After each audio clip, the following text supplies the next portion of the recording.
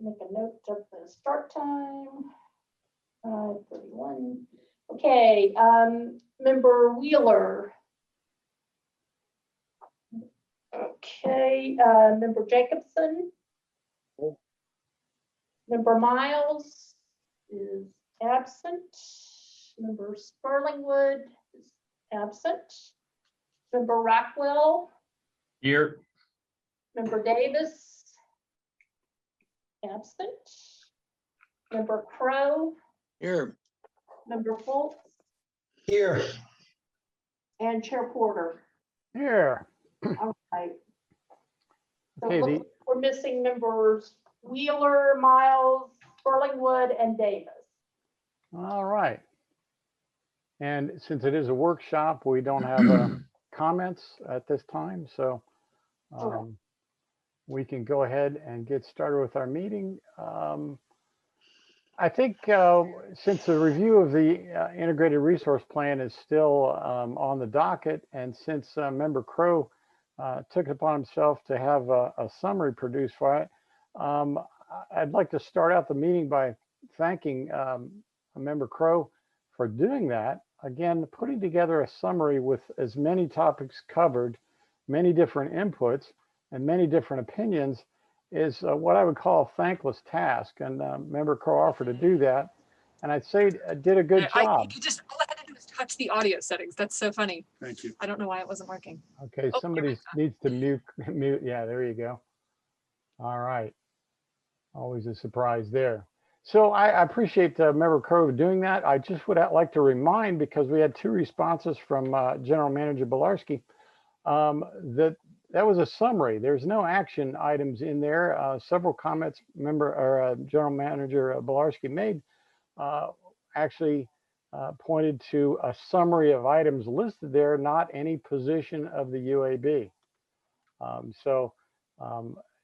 that is something that kind of vexed me a little bit reading Mr. Belarski's response. Just for example, nowhere in our summary did the UAB advocate a 200 megawatt load reduction as a part of a DSM. That was referenced in a comment from a quote from one of the documents, but the UAB's position was not that, never has been, because we had no statement on that. Which, back to what Member Crow did, was he summarized nicely and came up with action items. What is our position? What should the direction be? What is our policy in these areas? And kept it very 30,000 foot level, as you should be for policy. So again, back to that, I think we should keep to that. So again, with that kind of opening statement, go ahead and open up the floor to comments.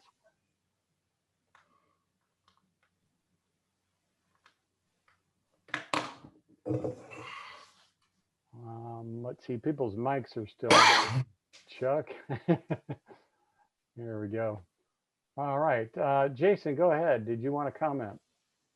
Sure. So I'm trying to remember, I think with workshops, we don't actually vote on anything. Is that correct? That is correct. Okay, so I do, however, have 4 specific motions that I would like the UAB to make, and perhaps we can talk about them and get feedback tonight and then actually vote on them at our next meeting. But I've noticed that we have a joint meeting with the City Commission coming up in about a month.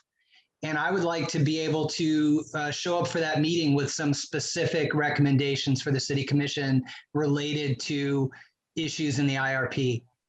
So I have a few prepared tonight. I'm happy to at least bring those forward and talk about them tonight. But I'd also like to, of course, hear where other folks' thoughts are at. Jason, could I suggest that in addition to talking about them tonight, that you just send a summary listing of those to Robin, and she can pass out to the full membership without comment back? Sure thing. All right, excellent. We'll get to that in a second, Jason. Any other comments?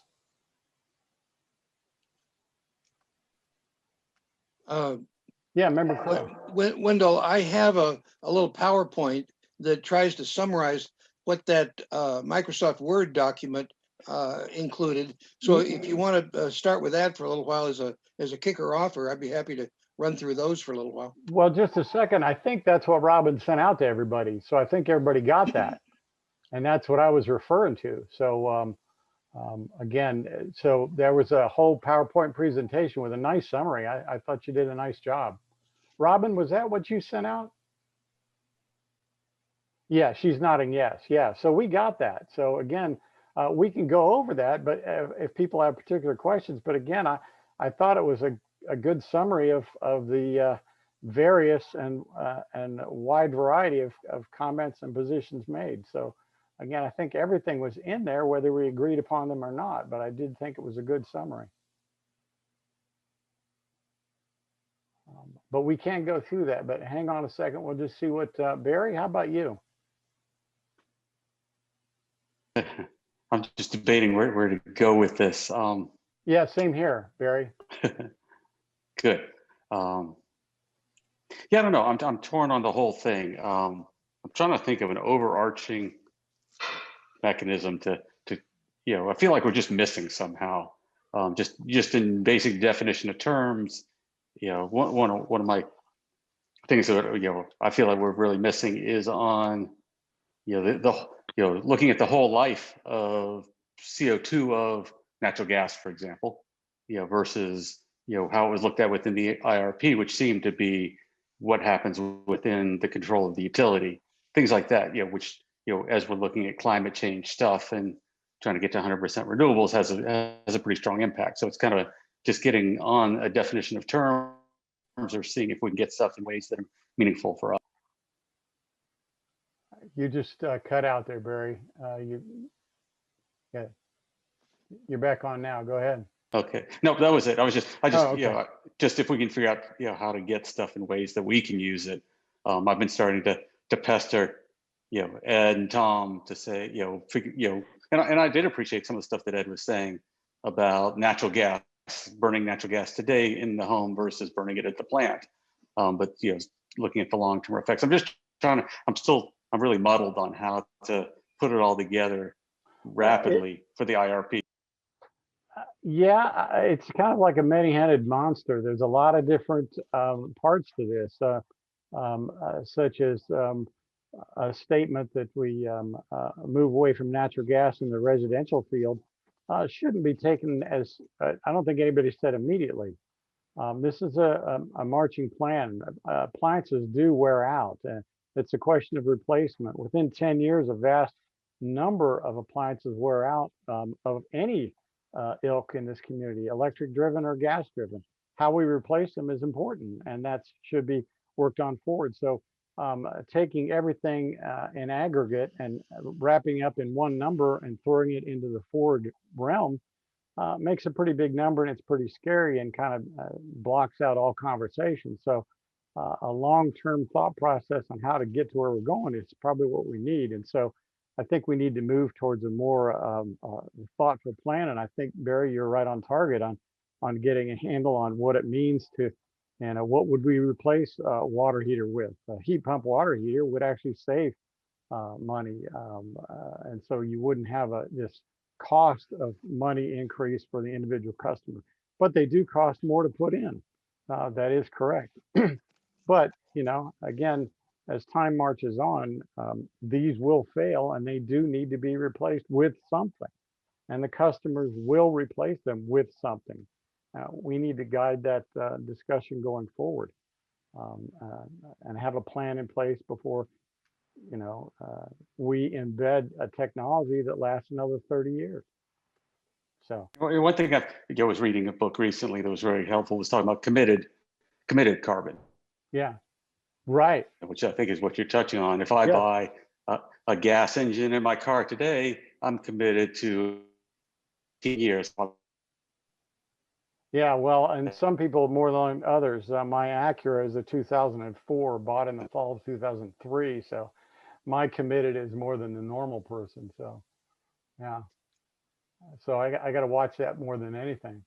Barry, I think you froze there for a little bit. You got a funky connection there tonight, but I get your point entirely. Committed carbon is once we buy, like campus, putting in a brand new gas-fired cogen plant for the vet med animal complex out there that commits them for 30 years of using natural gas or even more. So again, that's a situation where we need to plan ahead on that. So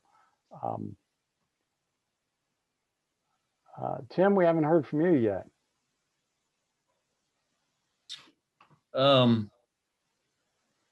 Yeah, I'm kind of like Barry. I don't really know exactly where to start. I will just say that, you know, and a lot of it has to do with the things that were going on when I was brought into the UAB and some of the stark realities that I was hit with, you know, when I joined the board. But I will say that my biggest concern really is with the financial stability of the utility. That's really where my concerns lie, and making sure that we don't make any decisions that would have an outcome that is not what we want or desire. Because depending on how things go, and whether or not the company, the utility is a publicly owned company or privately owned, is going to affect these other goals that we're striving for. Because, you know, private industry cares a whole lot less about some of these things we're talking about than, you know, a publicly owned utility. I also, and I'm not, you know, I don't want to necessarily start a conversation about any particular thing right now, but I also do, I went back and reread the ordinances that created the Utility Advisory Board. And the original ordinance was actually, it had a little more teeth. The board had a little more teeth, and then they went back and revised it. I don't know, you know, I didn't follow that. I don't know what the impetus was for that, but the way it reads to me, and you know, city council can chime in on this, but our purpose is to advise the city commission, because you know, they may or may not be professionals in the realm of utility management and power generation. So our main purpose is to tell them whether or not we think the things GRU wants to do are good ideas or bad ideas. And you know, and there's some leeway for making suggestions, but again, I think that those suggestions should be directed to the city commission, and then they can direct the general manager as they desire. So there's that element of it as well.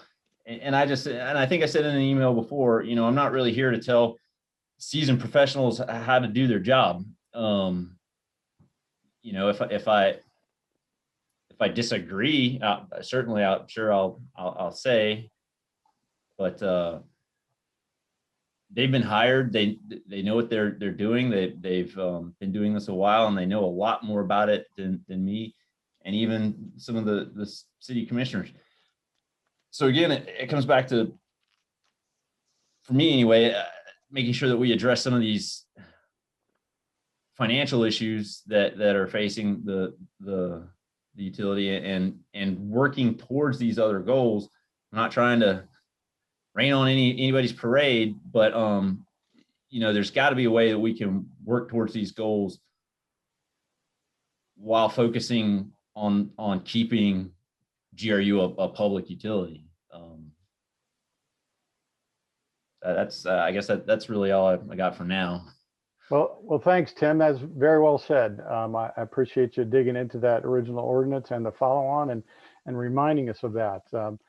As a kind of a summary on that, the vast majority of things that the GRU staff has brought to us to move forward with recommendations to the city commission, we have fought hard for and been very supportive of, and that's the day-to-day business that you refer to. And I'm kind of happy with that. Some of those things that we supported, I know the city commission was not too happy, but we looked at what GRU brought forth and supported that. So the vast majority, we definitely have. The real contention is brought forth in this IRP that was brought forth, and we need to advise the city on what to do with regards to the IRP. That's, you know, again, you're right, our attention should be, and General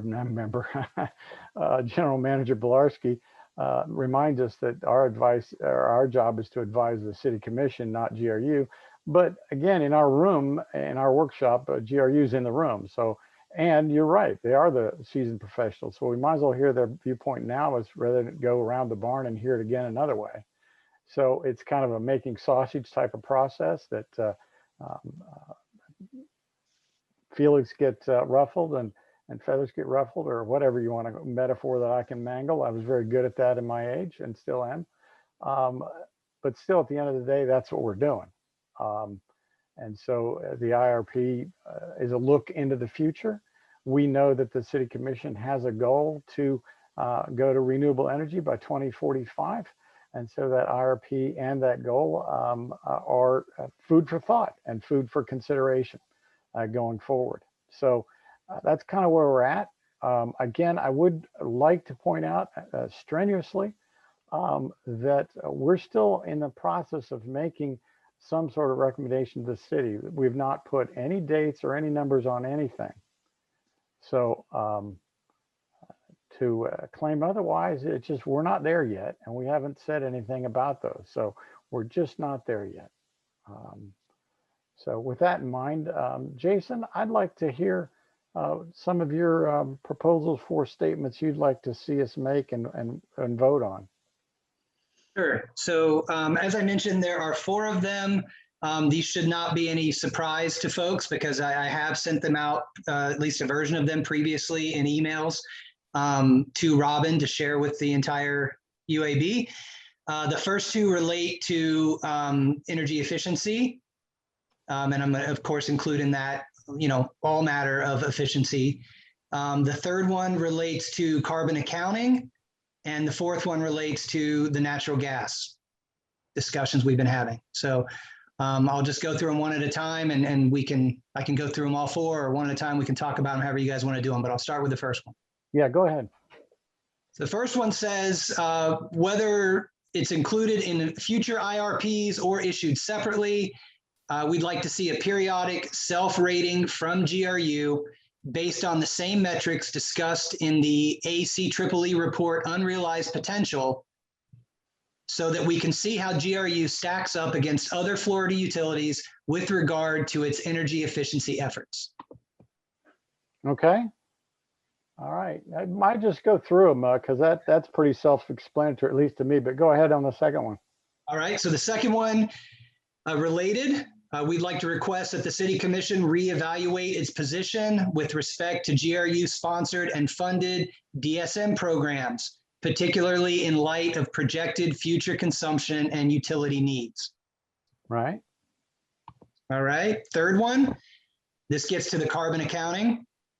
Ideally in a future IRP, but separately if necessary, our future planning needs to be couched within the context of climate projections over the next 20 years, cumulative carbon emissions, and projected impacts of climate change on this community. These discussions should also include, to the extent practicable, the complete life cycle costs of the fuels we use rather than simply the tailpipe emissions. We cannot adequately discuss utility planning outside of the existential urgency of the global climate crisis.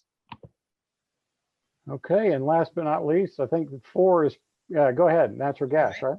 Yep, last one is related to natural gas. Is a very modest proposal, I think, related to some of the conversations we've had. Basically, I'm looking for a review of the language that GRU uses when it discusses natural gas with the public, particularly in media and advertising spaces. The messaging that we use related to natural gas cannot portray natural gas as a, quote, clean fuel. And then ultimately, we do need to have a wider discussion about the city's larger carbon goals and how GRU's natural gas sales fit into that bigger picture. And that's it. All right. All right, thanks, Jason. And again, you'll send a copy to Robin to send these forms that you just discussed here out to us again? Will do. All right, thank you. Now, if I remember correctly, Member Crow, in your PowerPoint summary, you had a kind of, after several iterations, you had a small list of recommendations going forward at the end of your PowerPoint presentation. Yeah, as I reviewed the materials that I had received, I found that there were 6 themes. And actually, these 4 that we just heard actually fit very closely, really, with 4 of those 6 themes. I had 2 additional ones, Okay. suggestions that I came up with. A 5th one was on reliability. You know that the UAB has been asked to review the proposed expansion of connection to the east, or to FPL, and that hasn't been mentioned so far in his 4. And then there's a 5th one on the question of reporting of potential environmental degradation, like CO2 and SOx and NOx and particulates and that sort of thing. But the 4 of the ones, or 4 of the ones that I had are quite similar to his 4. Okay. Thank you. See there, you know, we're kind of at least arriving at some areas of concern going forward that I think we can get to a point where we can recommend something to the city in the near future. So again, I want to remind everybody that this is a long-term plan, but nothing happens unless we have a plan to follow. So saying you're going to do something doesn't necessarily mean you're going to do it today, but it darn well means that that's the plan that you need to plan for, and you're going to be stuck with having a completion date. As Wes would say, we should have some intermediate goals, interim goals, and final goals. That keeps us on track. We can't wait till the last minute and say, we're going to cover 90% of this in the last 2 years of the time period. Typically, that never works out so well. I know that because I deal with students every day, and even though they are talented and smart and hardworking, that ability to plan is something that is a learned type of thing, and you got to go through it many, many times before you get to it. So I think going forward, well, we'll have Jason's 4. He's going to send that to us in writing, and then we've got Fletcher's last 6 that are kind of 4 of those are kind of covered by what Jason mentioned, and 2 other additional ones. And then Robin, when's our joint meeting with the city? It is April 27th. It'll be, it'll take the place of your standing workshop in April. Right. And then I did want to remind you that you actually have a meeting scheduled with the mayor on April 5th to discuss the agenda for that meeting. Right. Okay. Well, then that would be a good time. I want to do this legally. I don't want to get involved with any. Do we have a regular standing meeting before that 27th? Yes, you have a meeting on April 8th. April 8th. Oh, okay. And then I'm meeting with the mayor on the 5th. Yes. I wonder if I could ask Member Foltz if you could take the 4 that you've produced and then take a look at Member Crow's last 6 and see if you can shoehorn the last one into another one, the last 2 into another one, and make a combined list that covers all of our current concerns. And then we can talk about them in our meeting on the 8th and vote on that going forward. I can at least bring up the topics in general to the mayor when I meet with him on the 5th, and we can have a joint discussion on the 27th. Does that run into any sunshine law problems? So I understand that there are 2 documents that you have looked at tonight in your workshop meeting. Yes, essentially, yes. And you have asked that Member Crow combine those 2. I actually remember Foltz on this time around. Member Crow did the first one. Okay. Yeah. And there will not be any additional information provided from other members to Member Foltz. No. And then your meeting where you vote on what's been prepared will be a sunshine law meeting. That's correct. Okay. To be a little more precise, what was sent out first that I drafted was a 30-page Microsoft Word document written paragraph form. And then second of all, about a week later, what was sent out was a PowerPoint that summarized that in sort of little bulleted items, not paragraph form, but just little outline bullets, essentially covering the same material, but in a little outline form. Yeah. And then at the last, he had some very nicely summarized recommendations that kind of encapsulated most of what we talked about. And then Member Foltz came up with 4 additional ones tonight. And that's what I'm talking about, putting together into a list that we can talk about voting into the record on our Sunshine Law meeting of the 8th, unless I forgot the date, 7th or 8th? I think she said the 8th. 8th, yeah, okay. The one caution that I always give is that you cannot communicate among yourselves by email. So No. You can't send position papers back among each other. Nope. So as long as you've assigned one person to provide that, combine those 2 documents, I'm comfortable that does not violate the Sunshine Law. Gotcha. Okay, thank you. And so, and then on the 5th, I'll speak with the mayor. Nothing at that point had been voting on, so nothing would be told to the mayor other than a summary of our intention, and that we would vote on that in an open meeting on the 8th, and he could see the results of that. I've got to also say that subsequent to sending those out, we had 2 communications from the general manager. One was fairly lengthy, and he pointed out that some of the facts and figures, some of the numbers that I had in the document were wrong, just WRONG wrong. And obviously those need to be corrected immediately. And then in addition to that, later today, there was one on natural gas, which I have to admit, I just got just before this meeting. And so I really haven't had a chance to really digest it yet. Right. Yeah.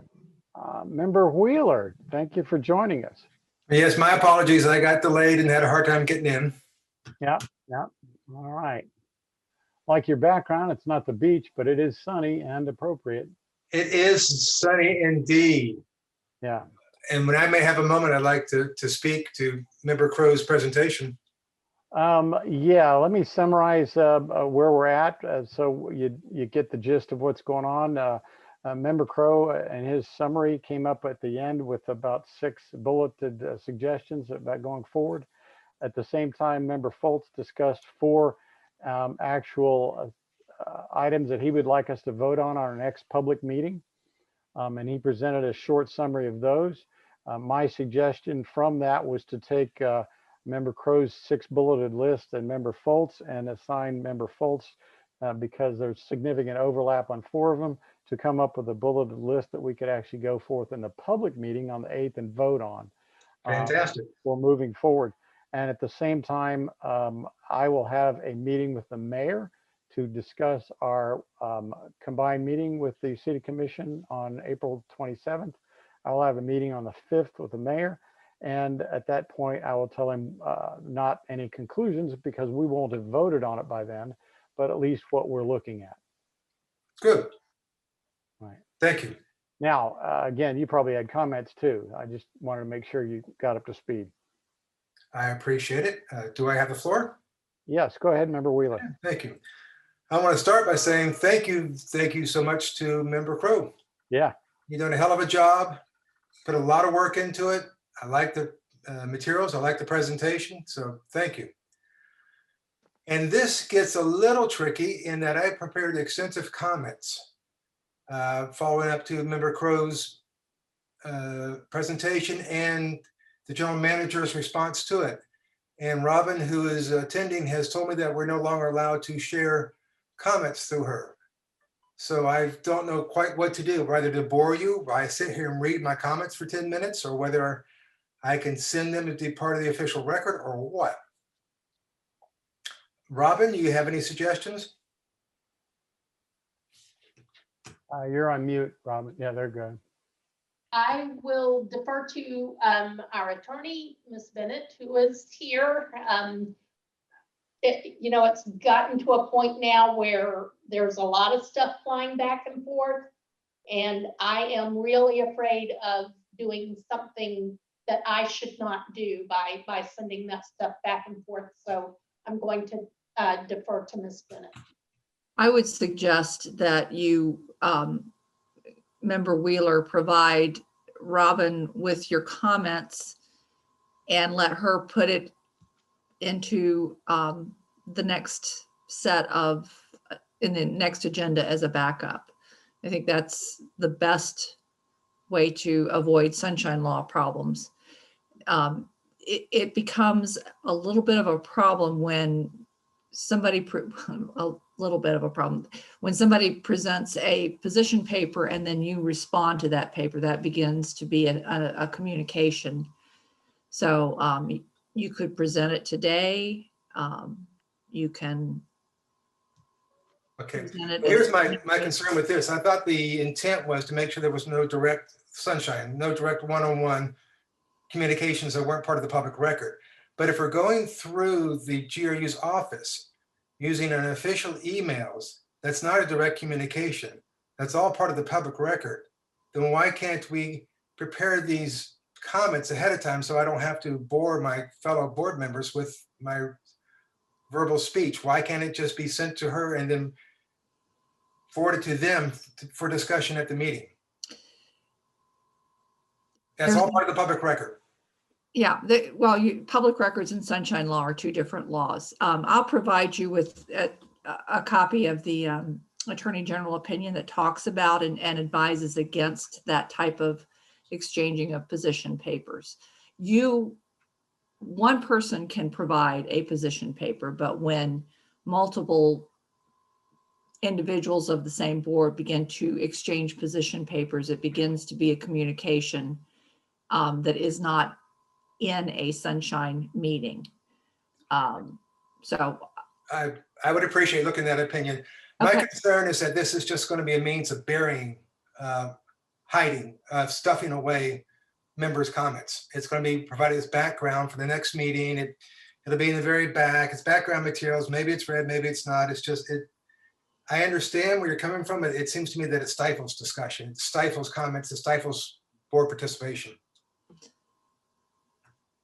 We'll think through some other ways you can not be stifled, but it may be that you need lengthy meetings. Well, while I had the floor, Member Crow, I thank you for your presentation. I would like to add as background, I'm requesting that you consider adding to your report a copy of the city's resolution number 180442. That is the resolution of the City Commission to establish a goal of providing 100% of the city's energy from renewable resources by 2045. I think that's a governing document for us, and I think it'd be a foundational document for our discussion of the IRP.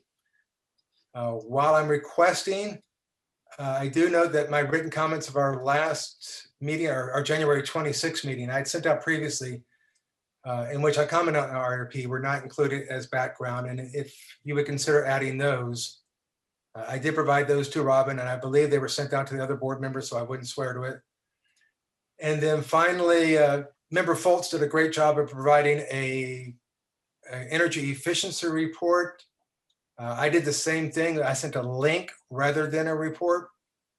And I really enjoyed having Member Foltz's document attached to your presentation.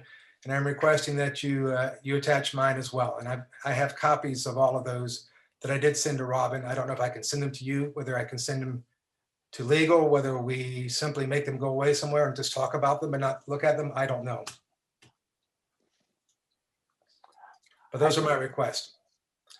And then I have extensive comments that we're kind of handicapped. a general manager can get up here and beat us with a bully pulpit. And he can copy city commissioners and he can say what he wants. We can't respond. My understanding that we can respond directly to city commissioners of our choice. Well, to a city commissioner of our choice, but not to multiple, yes. Yeah, But I would prefer to talk to y'all because you're my fellow UAB members. And right. that's the problem. And that's why we have an advisory group. All I would say is, and I'll summarize, and I guess these comments are going to be added as background. The city commission sets policy. Staff implements that policy, and we recommend. General manager wants to say we can't do any of this. General manager says we can't afford it. General manager says Gainesville shouldn't have to pick up the burden of addressing climate change. If I'm reading that resolution correctly, I do believe the city has adopted a resolution, a proclamation saying we'll be 100% renewable by 2045. And that kind of questioning how the general manager's comments about how we can't do that fit with that resolution.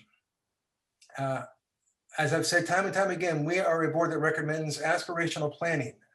How we get to somewhere, not to where we are now, not to how we've always done it. Yes, I will grant you, the general manager knows far more about burning gas and coal than I do. No hands, no question, I won't even contest it.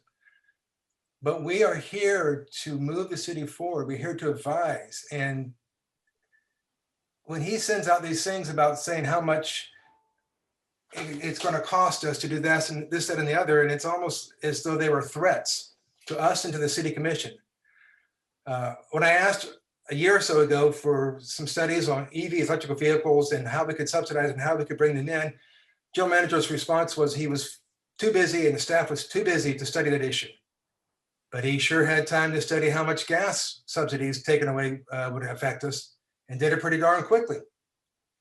I'm just frustrated because if we're not allowed to advise, if we're not allowed to bring up our own ideas and opinions, if we're not allowed to say what we think should happen, if the general manager thinks our only job is to approve what he brings to us, then why are we meeting? Well, Member Wheeler, we had a introduction and a nice piece from Tim Rockwell, Member Rockwell, about our original ordinance. And yeah, it does say verily that we do advise the city commission. So yes, my advice is that we do so. And as simple as that. I agree wholeheartedly. And being told that we shouldn't rankles me. That we shouldn't be commenting on things like the IRP. All right. Yeah. We have a comment from Member Jacobson and a comment from General Manager Bilarski. Go ahead, Barry. I'll let General Manager Bilarski go first on this one. All right, General Manager, please. I think you had a raised hand, then a lower hand.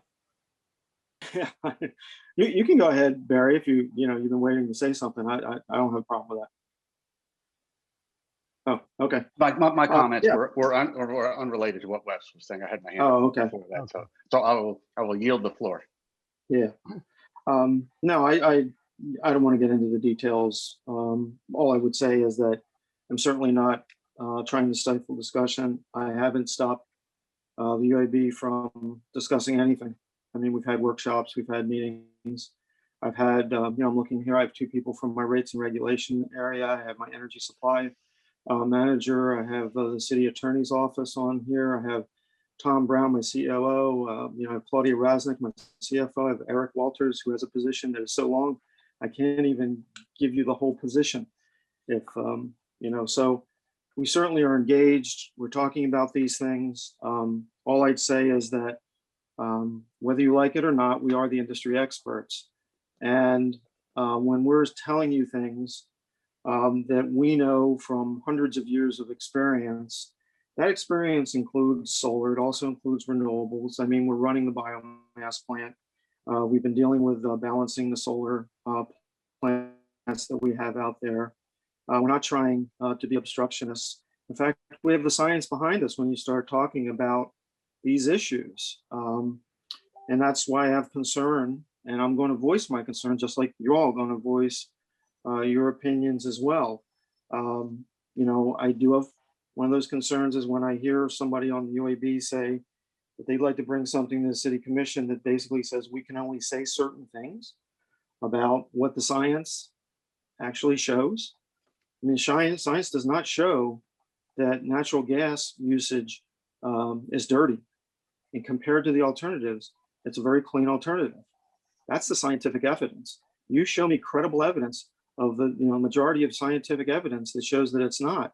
And I'll be glad to change the way we look at things, but you don't have it. I mean, I hate to be cold about that, but it doesn't exist. And that's what we do is we look at scientific evidence in that regard. So, you know, you can call it the bully pulpit. I'm just trying to do my job. And part of my job is to, you know, look at the financial viability of the utility, because if it's not financially viable, you don't have any policy to make. You can talk all you want about climate change, but if there's not a utility here to do anything about, the corpus is dead. It doesn't exist. And I mean, you know, with all the stuff we've talked about this, I think it's what, 4 or 5 meetings we've had about this.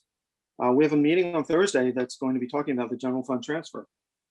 And, you know, we're going to the general policy committee to talk about whether that number should be 36 million, 27 million, or 22 million.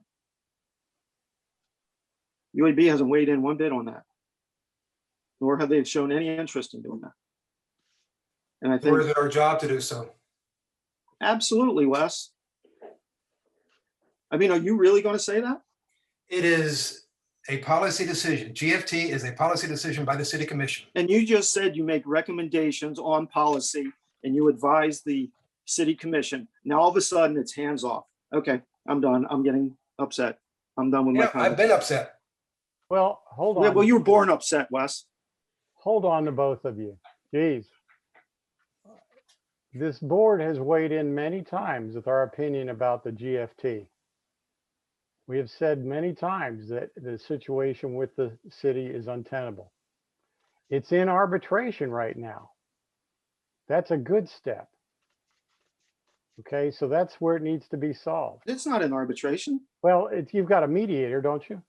No, we're going to the city commission. They Didn't you and have front- a mediator that was in? no, it's not an arbitration. I thought you brought in a facilitator between you and the city. No. What? You hired a contractor to present a report. They That's presented right, the report. okay. Yeah, and that's okay. There's a lot of mediation, arbitration going around. Right, there is. But to Ed, to say we have no opinion on that, again, Wes has got a different take on that than the board votes in general. But we have many times put in, we actually put in the policy about the GFT. Well, but So- it's, you know, it's Wendell, you can't have it both ways. Today you said, I'm not doing it both ways. well, you not are. me. You said that you have the presentation today and it's just the opinions, but you're going to take it to the city commission.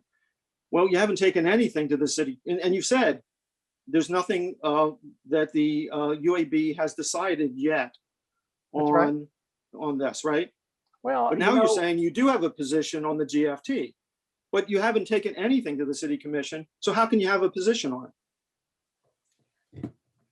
you know, we've done a lot of work over the last 4 or 5 years. The UAB is 3 years I've been on here, and a lot of public supporting of what you brought to us.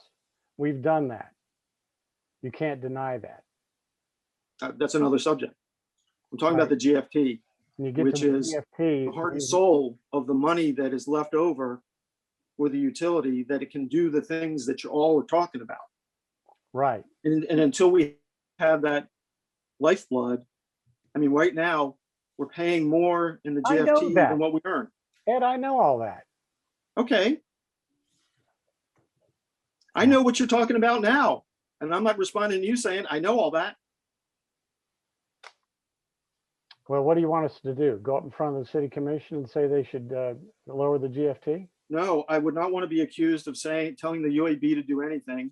I've been admonished for that. I don't want to stifle your conversation. You ought to talk amongst yourselves. I'll put myself on mute and you go right ahead. Wow. Well, we have our work set out. Thank you all for showing up. We've got some work to do. Member Foltz has got some nice suggestions, and Member Crow has done some good work, some summary work that we should go forward with, again, with recommendations as a guiding point to the next IRP is what we're really working on. In and amongst that, I really don't know what to do with General Manager Bolarski's opinion about these things at this point in time. Unless I'm blind and forgetful, I thought the UAB had been very clear about our attitudes about the GFT needed to be more equitably handled in the future with our communications with the City Commission. Apparently I'm wrong on that, and we've never had a position on that. But that is for another day. Any other people have two participants have their hand raised? Go ahead, Member Jacobson. Thank you. Yeah, I'm sorry to see things devolve to this level. Yeah, I just had it. I was emailing with General Manager Bolarski today, saying, you know, I think it's easy for us to stand here and say, let's do all these things. Let's make these changes without any consideration for the financials. That it, you know, to Member Rockwell's comments. I mean, I think it would be irresponsible for us to do that without that. So that's what I've been asking for more and more. What's the marginal cost of shifting a homeowner from natural gas to electricity, just so we can understand. To me, this is an optimization problem. We know where we're trying to get to. I agree, Wendell, with your comment. We shouldn't be waiting till 2044 and say that, pretend like it's all going to happen. Then basically we should have a glide path and say, what's the most cost-effective way we can get there? You know, all the way along the way. It's not put in batteries today. It's not rip out everyone's natural gas, but there are things I feel that's what's incumbent on us. Is we're the UAB. We're here to make plans, to have the long vision, and to look at things differently than others are doing. Totally agree with everyone who said GRU. They're the experts. That's why, in general, if they say this is the best way to refinance, this is the best way to run a coal plant, this is, you know, I'm not going to argue with them. But this is the kind of stuff. This is the stuff. We are the advisory board to the City Commission to say this is our vision. This is what we believe is best for the city. But the financials have to come in there, and that's where I feel like, you know, sometimes we don't have the pieces to make that informed decision, and we are kind of running a little blind, which is not useful. Yeah, thank you. Very well said. Let's see. Member Foltz had his hand up, and then Member Crow, and then Member Wheeler. Sure. So I have a couple of things. One, this thing that I've been tasked with here, with combining my comments with the recommendations from Member Crow. I just want to be clear. I was looking back at the PowerPoint that was sent out by Member Crow, and there seemed to be 3 areas that didn't really overlap very well with what I was recommending. One was expedite conversion to PV power. The second was expand sales of electric power. And the third was ensure adequate backup capacity for reliability. So I wanted to be clear, am I adding just 2 of those or all 3? And is there any more specific language that folks would like beyond just those bullets? Because that's as specific as I see it getting at this point. I would say just as long as you had your 4 in there and some summary of Fletcher's, I think that would be a good start. Again, there's no document here that's finished, and we're trying to get to the point where we have direction recommended to for the city, not necessarily final answers. Okay. So that's point 1. The second thing is, you know, I actually have, you know, a friendly disagreement with Member Wheeler about this GFT issue. I think that it is very much within our purview. I would be more than happy to have a conversation about it as a board. I haven't been part of a GFT conversation since I've been part of this board. And so I'm wondering if, since we're having a conversation with the City Commission anyway, do we want to make it another point to say to the City Commission, would you like an official policy recommendation from this body regarding the GFT? That basically cuts to the chase. It answers Member Wheeler's concerns that it's not in our purview, and it answers the general manager's concerns that we haven't adequately weighed in on that. So that's an additional bullet that I'd be happy to add if folks are on board with that, at least to ask that question of the commission.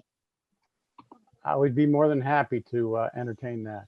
And I think Member Miles is also weighing in on that also. So that would cover a lot of issues. And I'd certainly be happy. It's been my intention all along, or my frustration all along, that that part of our governance was not equitably shared. So I say that politely. Thank you. And then the last thing I just want to say, I don't think that the general manager and I are completely hearing each other's language when we're talking about natural gas.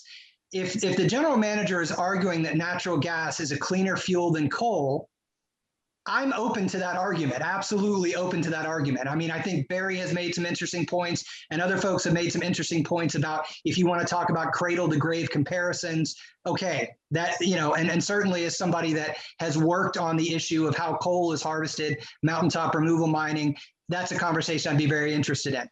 But if the general manager is saying natural gas is a clean fuel, and science is on his side by saying that, I fundamentally disagree with that statement. And so if GRU wants to say in its materials to the public, natural gas is a clean fuel with a big fat asterisk, by clean fuel, we mean cleaner than coal, okay, fine.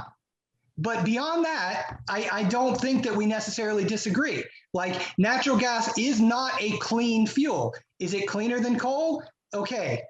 But that's not what I'm saying, and that's not what I'm suggesting in the motion that I made. What I do not want to hear personally as a GRU customer and a UAB member is ever again to hear an ad on NPR encouraging GRU customers to switch over to clean natural gas, because I don't think that's being truthful. And I think the more often that that's repeated, it really skews the conversation.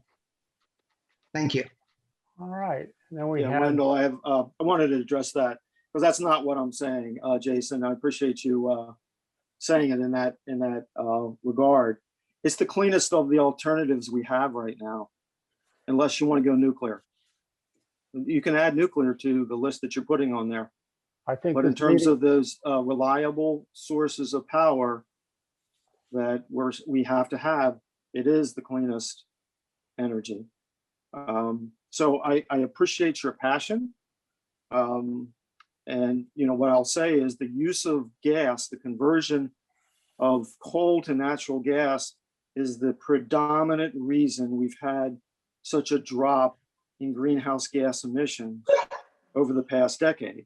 In the power industry has been going to gas. So no, I'm not saying it doesn't come with, you know, the greenhouse gas impacts, but it's mitigating that, and that's what we're all trying to do, right? It's trying to get to middle ground so that you can have financial viability as well as having environmental benefit. So that's why it's said. all right. Thank you, General Manager. I think we had Wes and then Tim. I think Fletcher was before me. Okay. And I've already had a chance to give Fletcher and Tim a chance. I've already spoken. So give them a chance first. Okay. Member Crow, go ahead. Hey, well, first of all, I just want to echo those thoughts. I just wanted to take a half a second and sort of respond on a personal level to Ed's rather unvarnished comments. You know, a lot of us have had a lot of experience writing papers like in graduate school or for publication or whatever it is. And then, you know, you have a review of the peers and they come back and sometimes they're pretty unvarnished. You know, they're pretty tough on you.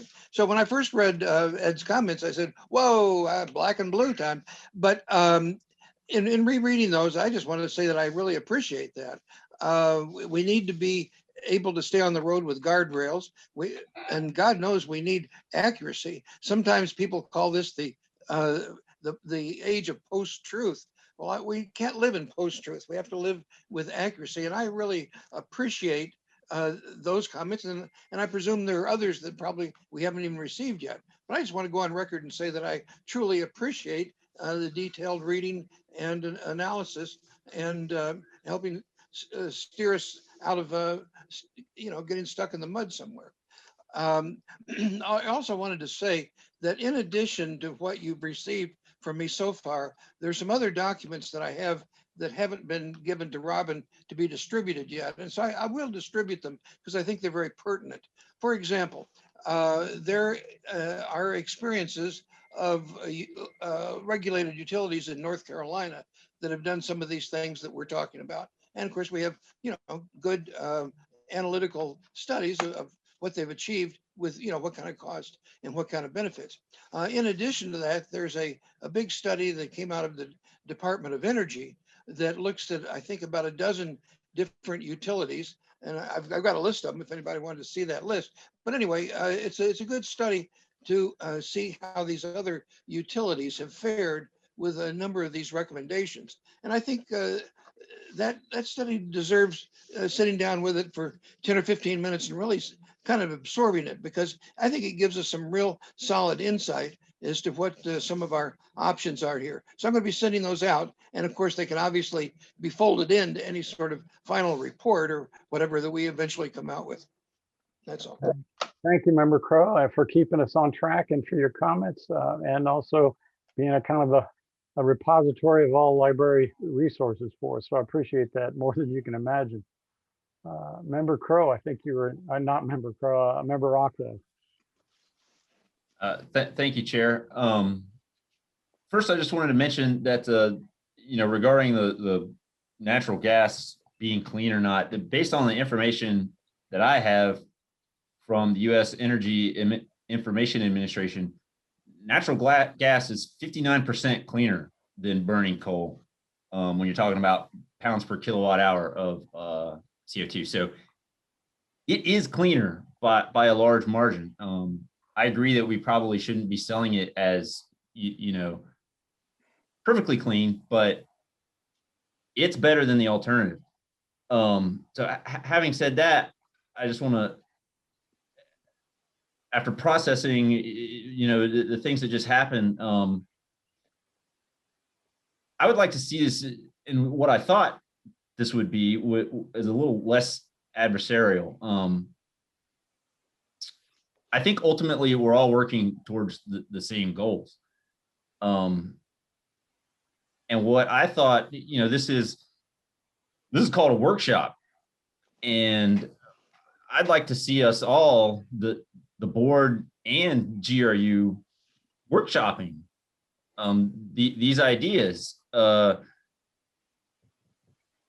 I'm afraid of is if we just bypass GRU staff and make recommendations to the city commission, and we make recommendations that they just really love the sound of and rubber stamp, they've already illustrated that they have a hard time balancing the bank book.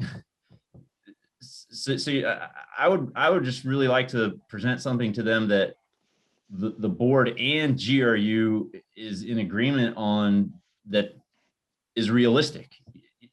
You know what I mean? Yeah. So before we rush into,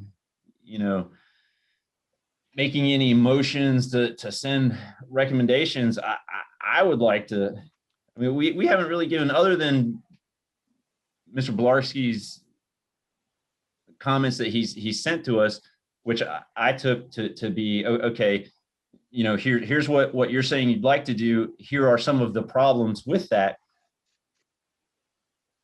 We should be discussing those two sides and how to get to a place in the middle, and then recommend that to the city commission. I think we're talking past each other when we should be talking to each other. But again, I come back to the fact that they're breaking the bank, and I just don't want to make a recommendation that is completely outside the realms of reality, and they go, hey, this is great, this is exactly what we want to do, and then where are we? So those are my thoughts up to now, what's happened so far. Thank you, Member Rockwell. And if I may interject the chair's comments, I'm going to channel my inner Mary Alford and back and comment about policy versus getting down the nuts and bolts. So the engineer I am wants to immediately solve it. So if I could just say in my dream world, if we had a policy that said, again, I'm going to pick on natural gas, but it's Adam, just bear with me for a minute.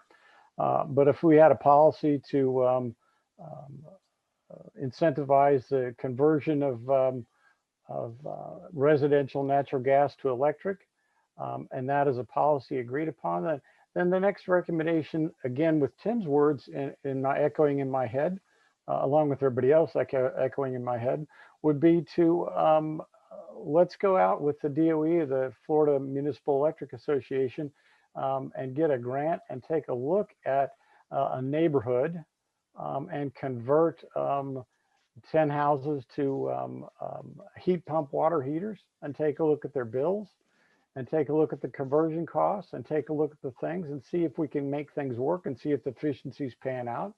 And then we have some track record on how that affects the local grid, how it affects the gas delivery in that neighborhood.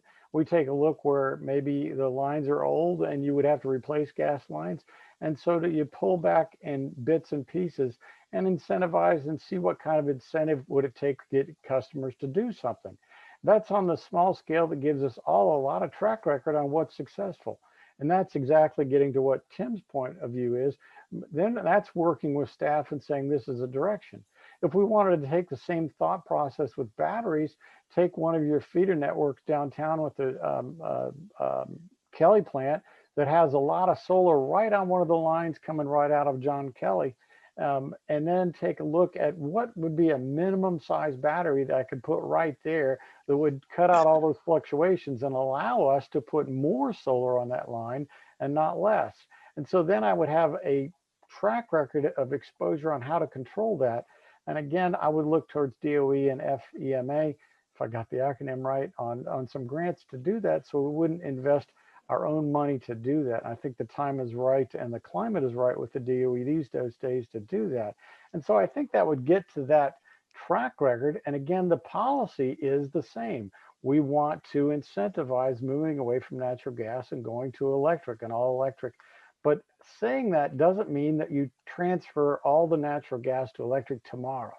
It means you have a concerted plan for the future. And that's getting to what I think Tim and both Barry were talking about. So that's kind of my thoughts on that. Again, it doesn't lead to large scale expenditures right at the beginning, but it gives us a ground floor, a real foundation to work with. So again, that's enough of me talking. Other people had their hands up. Who was next? Was that you, Wes? Yes, thank you. And a nice segue. As I said in my comments, I'm not telling staff how to do their job. They're implementing. But we're talking about a planning process here. I mean, Barry used the term a glide path. When we have messages going out to everybody that we can't afford these things, that's just cutting off the discussion right there.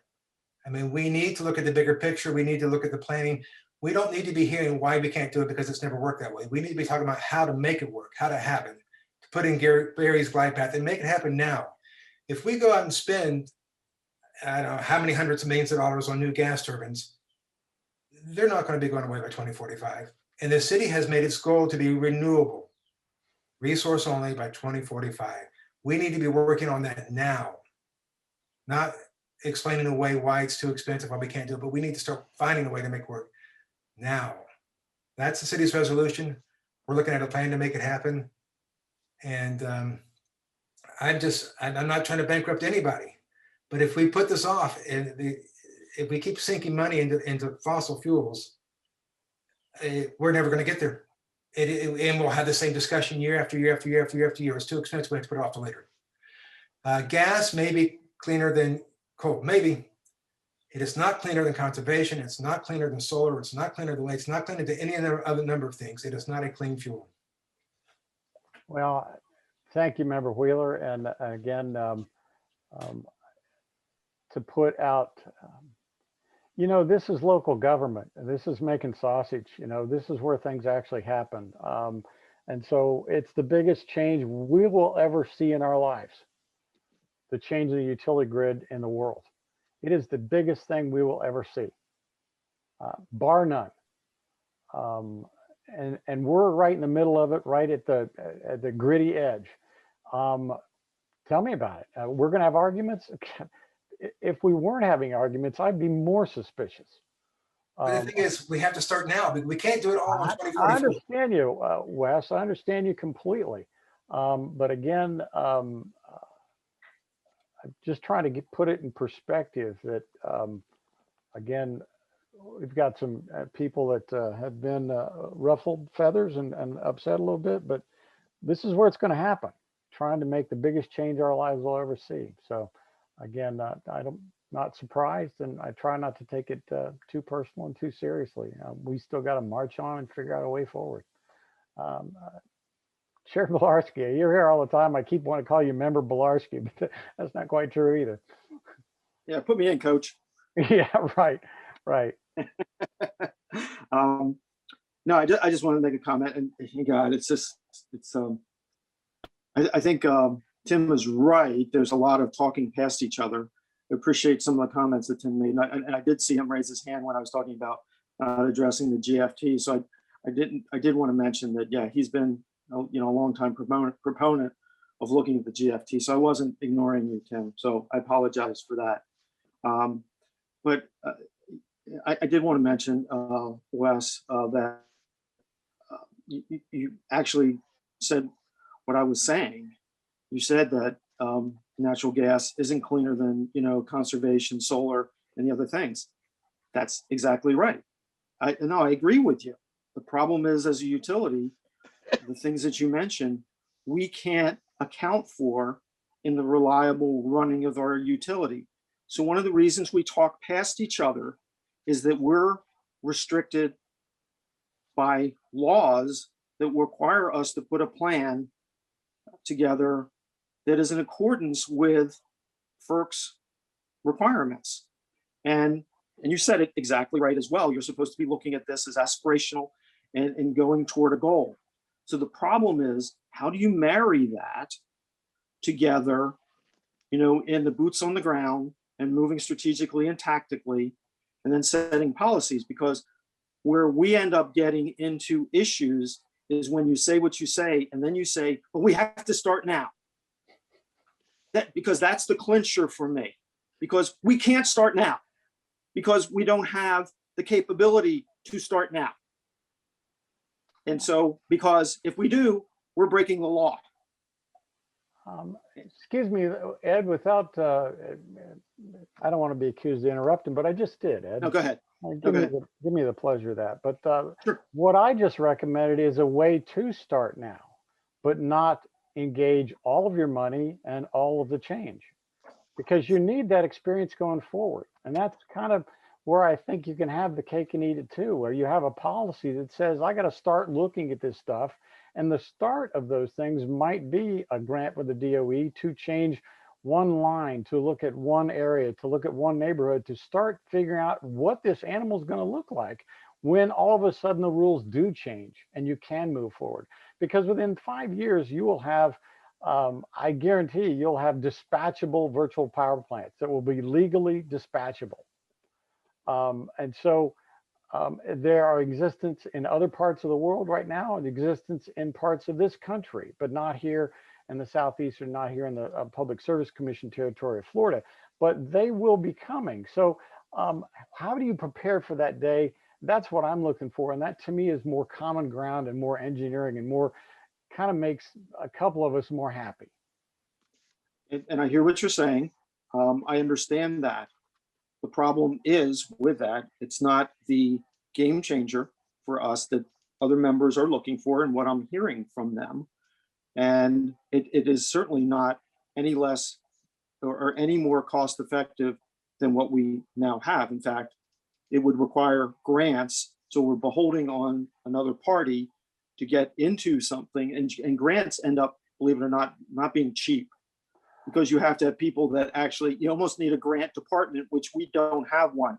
So to do that, we literally have to hire outside staff to start seeking that out. So we have to get $250,000, $500,000 to do that type of thing. So would- it's something as easy as what you're saying doesn't end up being easy. And then it doesn't have, listen, the thing we need to do is to have the next technology.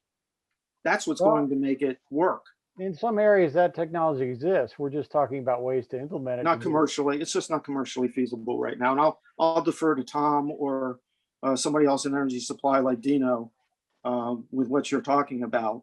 Well, But I think that's probably where we'll start. There's a lots of change happening in places. These technologies are occurring in other parts of the world, and they are commercially viable. And you might say with higher utility rates in other parts of the world, but in some areas where the utility rates aren't as high. So other states, other nations are looking into this, and the technology, the price factors are coming down. So all I'm saying is I think we can place ourselves in a better position by planning for that inevitable future by partnering up. And I guarantee you there's people over at UF that I could put you in touch with that maybe, since they're good at writing grants, they could partner up with the utility and have a partner grant. And so they'd write it and you'd implement it. So again, so how are we going to include that in the next IRP, Wendell? I don't think you will. I think our next IRP, if it's a legal document constrained by that, it's going to look like the same thing that we had to deal with. I think it's going to be a hard slog ahead. I think it's going to be nothing but a continual string of arguments for the next 10 years to get anywhere. I think this is not easy. This is banging. There's not an evil person here on this screen. There's nobody at fault. There's nobody. We just have to find a way forward because we're stuck. I read the reports you read on utility today. I read the ones on climate today. You know, we're not going into a good future here, and we got to get our butts in gear. But the fact of the matter is, we got to make sure it all works. So we're going to be doing this argument.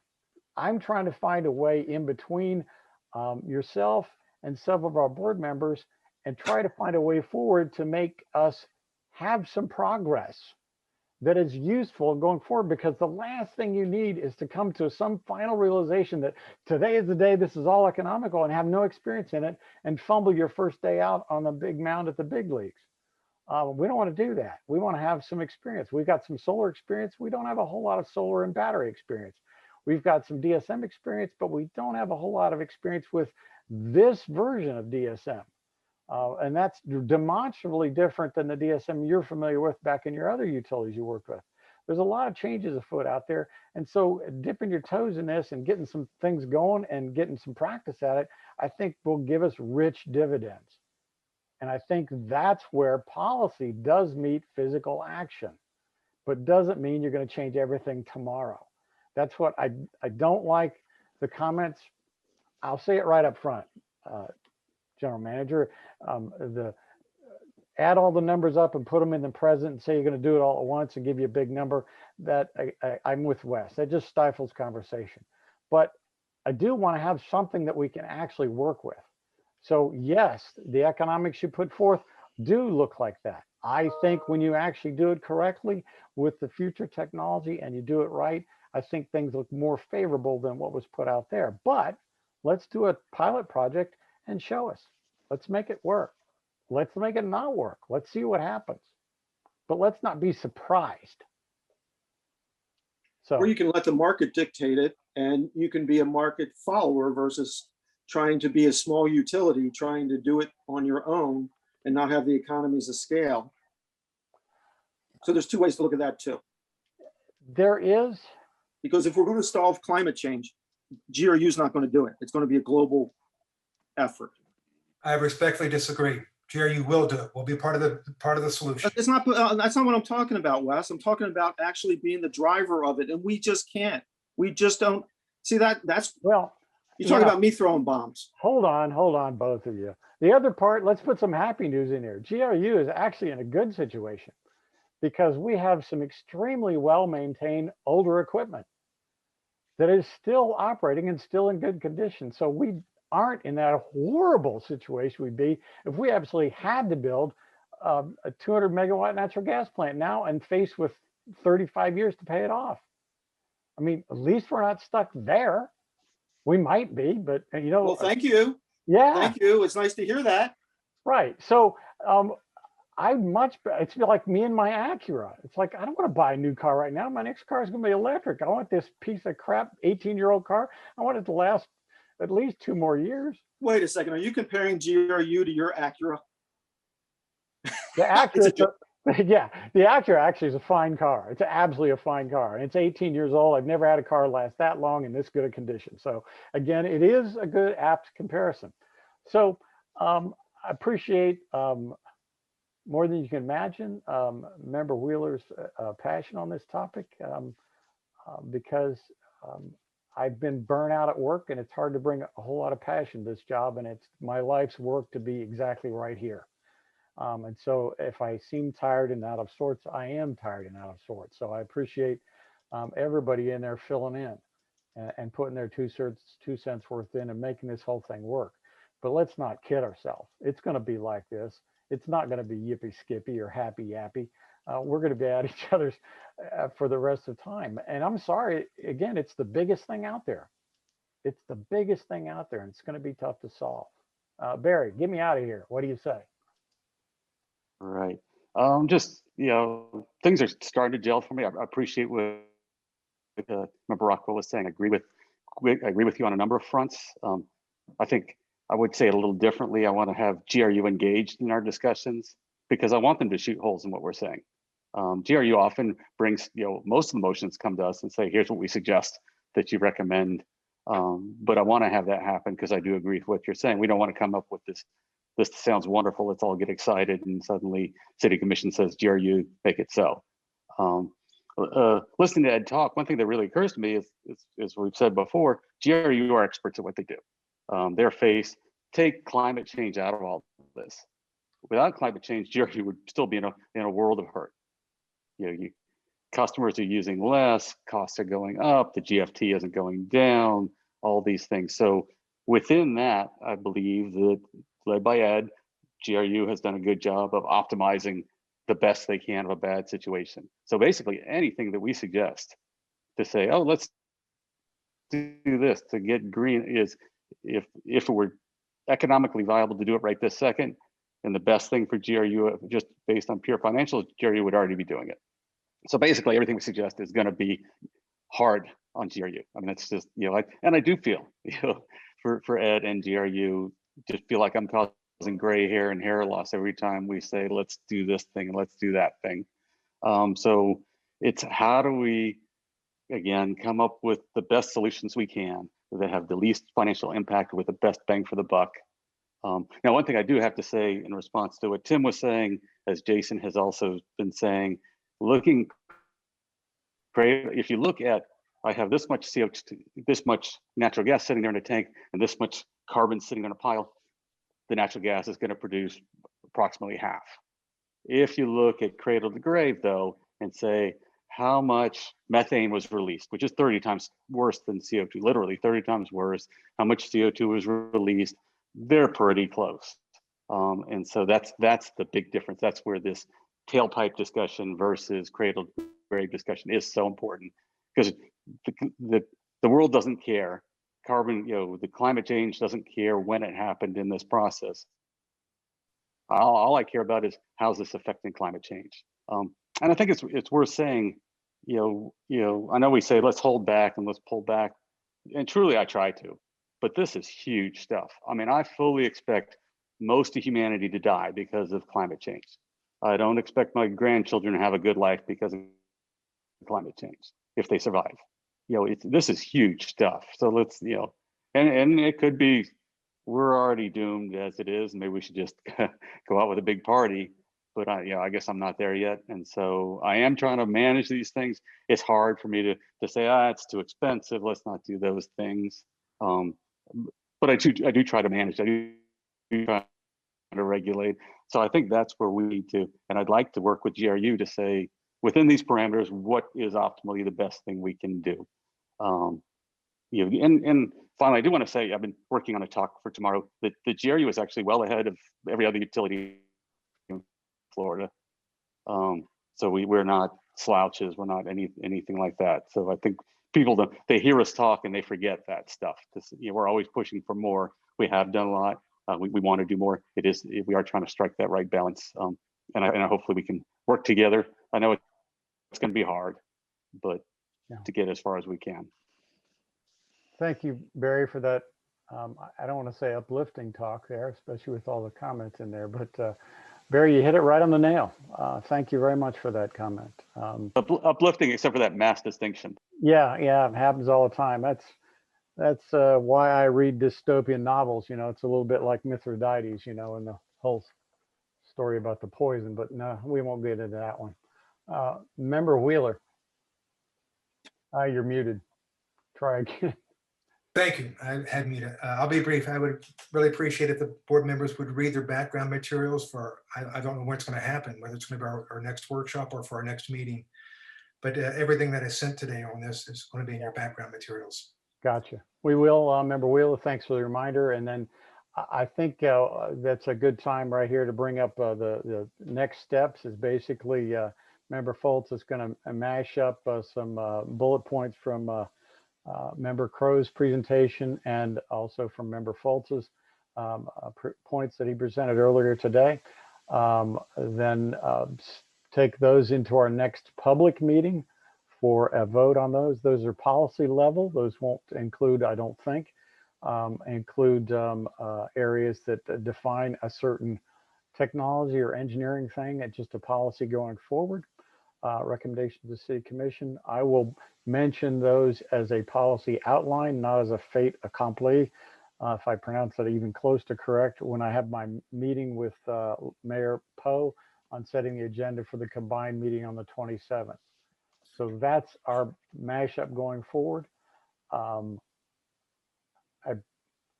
As long as we're, I think, again, it's a good group of people trying to make a decision for our local community that's being made all over the world right now. So these conversations are happening literally everywhere. So we're in the kind of soup with everybody, and I appreciate everybody's hard work trying to get to the bottom of this. Member Crow, you have a comment? Yeah, just as a footnote, there are some factual things wrong with some of the material that I put together that Ed noted and other things.